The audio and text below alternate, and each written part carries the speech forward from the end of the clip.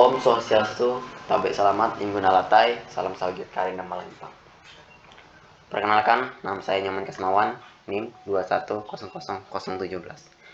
Program Studi Pendidikan Agama Hindu, Fakultas Dharma Acarya, semester 1 2021. Di sini saya akan mempresentasikan mengenai materi proses pembelajaran,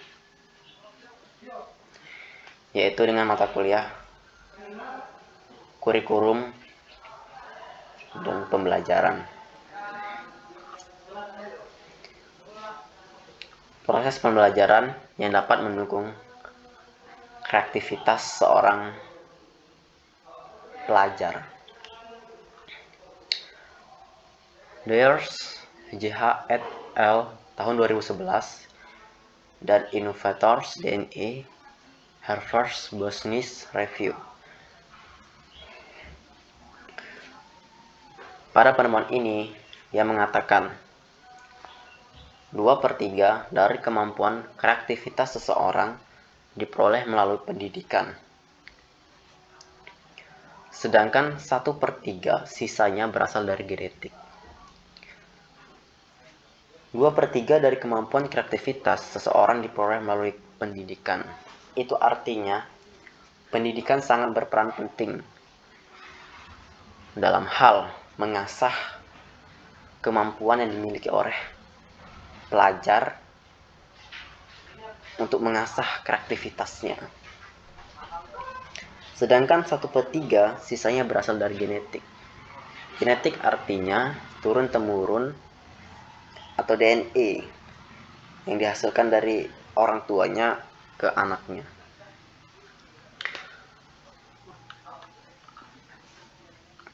Pendidikan menghasilkan 2/3, sedangkan genetik hanya 1/3. Itu artinya pendidikan lebih unggul dalam mengasah kemampuan atau kreativitas seorang mahasiswa atau pelajar. Sedangkan genetik, pelajar mendapatkan kreativitas 1/3 dari genetik. Itu tergantung dari keturunannya. Andaikan keturunannya cerdas atau orang tuanya cerdas, maka anaknya juga cerdas gitu.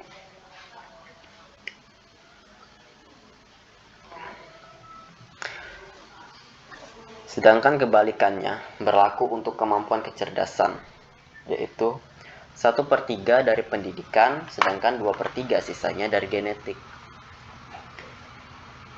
Kita tahu kecerdasan itu berbeda dengan kepintaran. Pintar belum tentu bisa melakukan yang dilakukan oleh orang yang cerdas, sedangkan orang cerdas pasti sudah bisa melakukan apa yang orang pintar itu lakukan. Pelajar menghasilkan kecerdasan hanya 1/3 dari pendidikan, sedangkan 2/3 sisanya dari genetik. Ini kebalikan dari kemampuan kreativitas.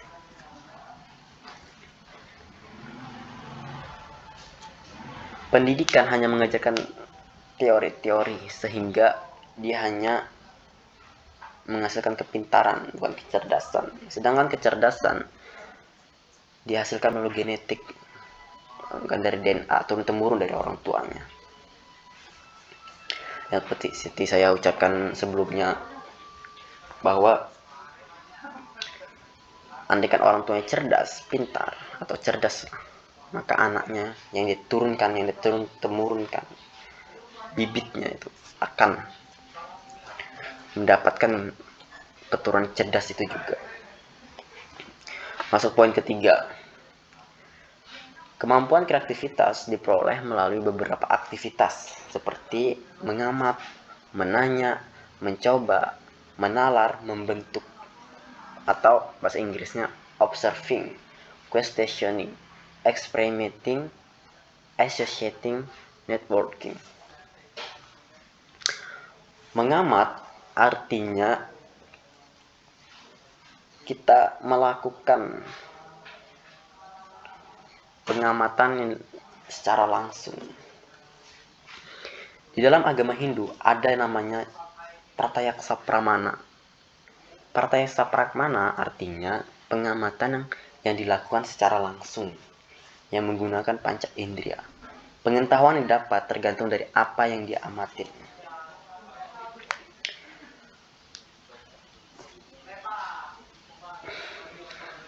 Questioning, menanya. Menanya merupakan ketika seorang pelajar menanya atau bertanya, maka di dalam dirinya ada ketidakmampuan. Maka dari itu dia akan menanya agar mampu gitu, agar tahu.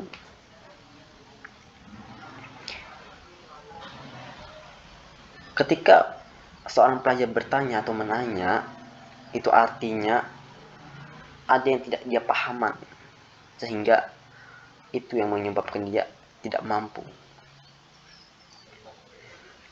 Bertanya merupakan suatu aktivitas tertentu di mana ketika seseorang tidak mengerti, tidak tahu, tidak mampu, dia akan menanya gitu, dengan tujuan agar jelas apa yang disampaikan, agar apa pengetahuan yang disampaikan itu jelas masuk ke otaknya dia, sehingga dia jadi tahu, jadi paham. Poin ketiga, experimenting, mencoba dalam hal mencoba-coba. Jadi hal baru tuh dia mencoba. Tujuannya adalah untuk mengetahui, untuk langsung mempraktekkan agar lebih jelas, agar lebih paham. Mencoba juga bersifat ingin tahu, ingin mengetahui, rasa ingin penasaran. Itu yang melandasi rasa ingin mencoba. Poin keempat, associating, menalar. Menalar artinya bisa dikatakan seperti berimajinasi.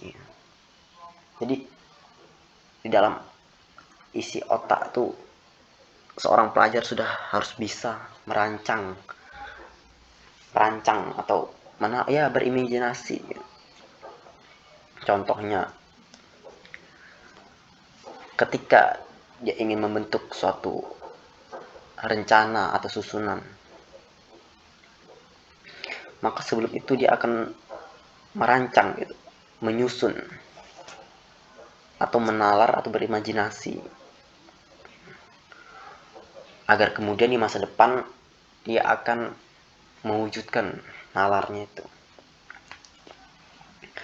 Sedangkan yang terakhir itu networking atau membentuk jejaring. Itu bisa dikatakan itu semacam ilmu sosial, ilmu masyarakat, bergabung di tengah-tengah masyarakat agar berbentuk suatu ikatan jejaring, sehingga pengetahuan atau informasi terbaru tuh banyak masuk ke dalam dirinya dari jejaring dari orang-orang yang dia dekatin.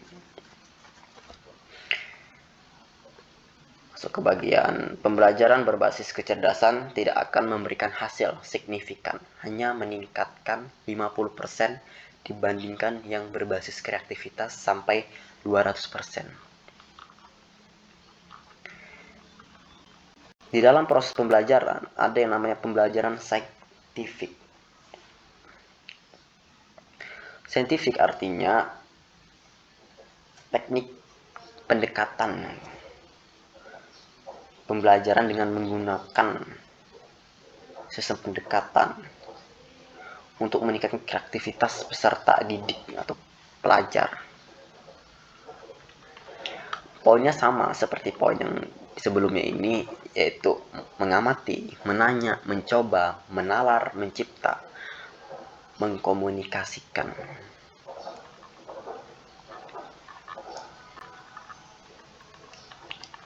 Adapun langkah penguatan prosesnya yaitu proses pembelajaran, aktivitas penguatan, menggunakan pendekatan saintifik melalui mengamati,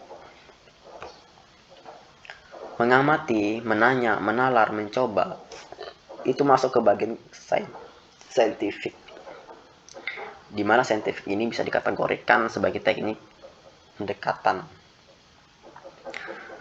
Kedua, menggunakan ilmu pengetahuan sebagai penggerak pembelajaran untuk semua mata pelajaran.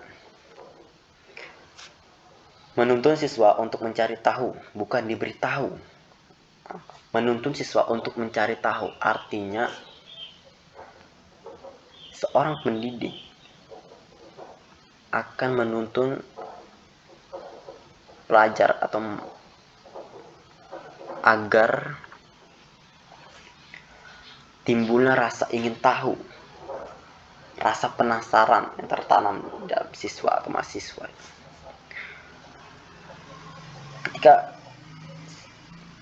pelajar tersebut telah mencapai kemampuannya untuk mencari tahu, itu barulah seorang pendidik akan memberitahukan apa yang tidak diketahukan oleh seorang pelajar.